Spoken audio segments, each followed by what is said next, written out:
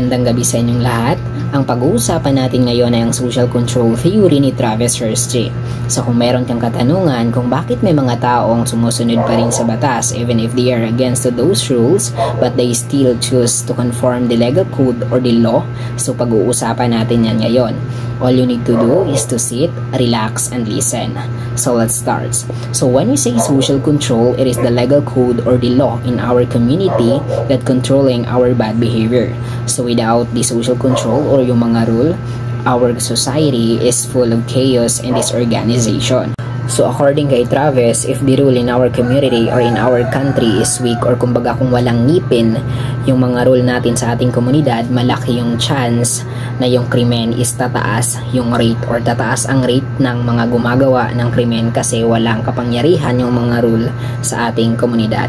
So kung may ngipin or kumbaga powerful yung mga rule na pinapublish sa ating country or in our community, so mataas ang tsansa na makakaiwas tayo sa paggawa ng krimen. Kaya tayo umiiwas sa paggawa ng krimen or kaya tayo natatakot sa paggawa ng crimes, it because of the punishment rather or yung mga replacement na babalik sa atin if may nagawa tayo na mga unpleasant. So, according kay Travis, kahit may social control na or kahit may legal code na kumukontrol sa atin, mayroon pa rin mga taong gumagawa ng krimen. Isa na dito yung delinquency. Ayon kay Travis, itong delinquency, ito yung may pinakamataas na rate na gumagawa ng krimen in our society. So when we say delinquency or delinquents, ito yung mga bata na hindi pa nakarating sa legal age at gumagawa na ng krimen. It because we all know na yung mga kabataan ngayon is prone in making crimes. It because sa kakulangan ng guide or yung mga moral support ng kanilang mga parents.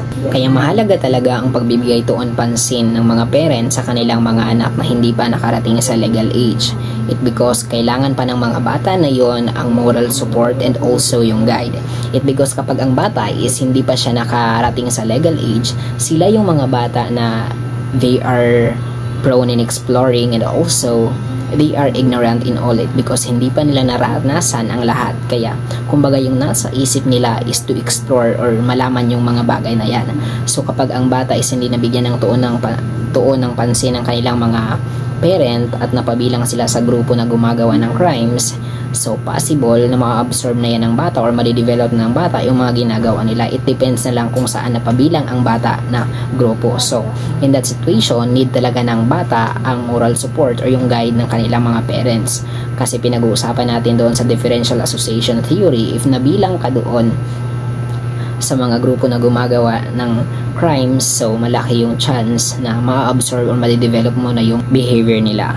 Kadalasan din nakakagawa ang mga bata ng crimes because of being predisposed or inferiority.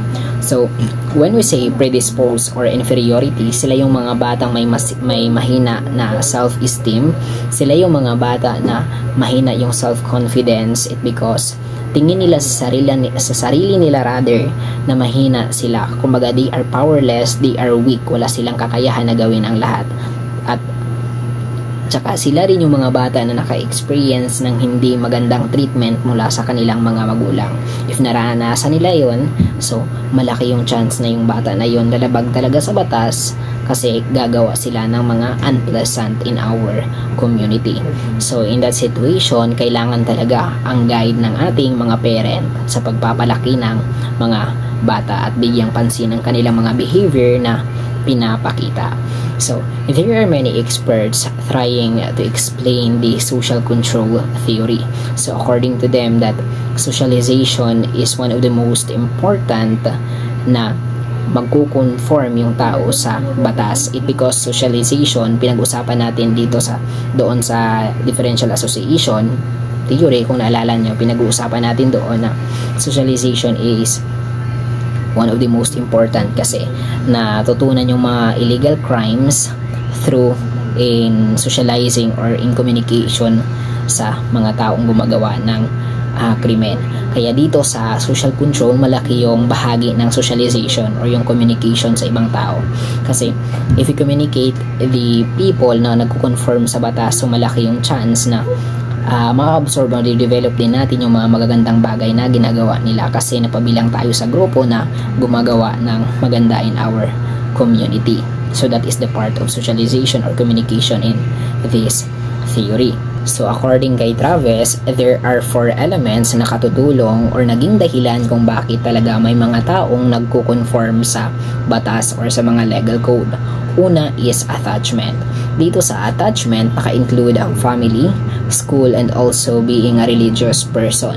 So dito sa family, alam naman nating lahat na ang family talaga is our first teacher. Kasi sila yung nagtuturo sa atin ng mga proper etiquettes, how to respect it, or sila yung nagtuturo sa atin ng disiplina. So we are lucky if we have a parents na tinuturuan tayo ng mga mabubuting asal. Pangalawa is sa school. So dito sa school, alam naman natin na yung mga teachers natin, sila yung second parent natin. Kasi tinuturuan tayo nila at pinapalawak nila yung kaisipan natin at tinuturuan din tayo nila ng mga mabubuting asal. So in that situation, kapag lalaki tayo na may mabuting asal from our family and also from the school, so malaki yung chance na magkukonform talaga tayo sa batas.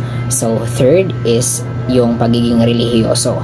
So dito sa third, ito na yon, kung sa pamilya tinuturuan tayo ng mga mabubuting asal, doon din sa school gayon din yung tinuturo sa atin. So dito naman sa pagiging relihiyoso, ito na yung, kumbaga dito, ito na yung sa spiritual natin. Kapag tinuturuan, alam naman natin na ang simbahan ay nagtuturo talaga ng kabutihan.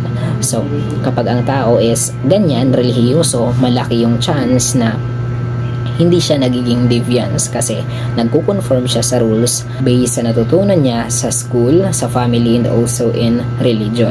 So second, ito yung tinatawag natin na commitment. So ang tao nakakaiwas daw sa paggawa ng krimen or paglalabag sa batas through sa pagpupokus ng mga goal natin sa buhay. Kapag yung goal natin sa buhay lang yung finukusan natin or binibigyan natin ng tuon or pansin, malaki yung chance na makakaiwas tayo sa paggawa ng krimen.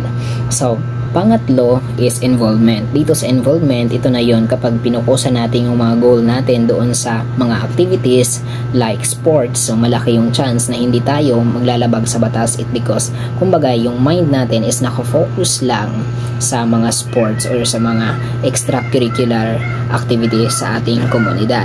Pang-apat is belief. So dito sa belief, tinanggap na natin ng buo yung mga legal code sa ating komunidad.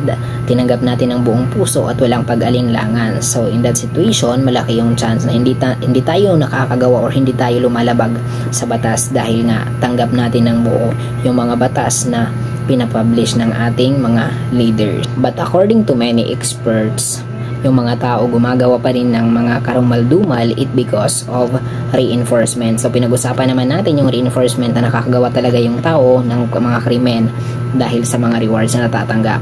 So in-explain din dito sa social control na sinabi ng mga experts na yung tao nakakagawa pa rin ng krimen dahil nga sa mga rewards. Pero kapag nasa buhay mo itong 4 elements na ito, itong attachment, involvement, commitment, and belief, malaki yung chance na kumukonform ka sa rules without seeking any replacement. And also, kapag yung means and goals mo are both positive, so malaki yung chance na we can achieve the better growth, better development, and also the harmonious life rather in our community. So all we need to do is to unite our camaraderie for the better improvement of our community, our country. So that's all. Another day, another learning. Thank you for listening.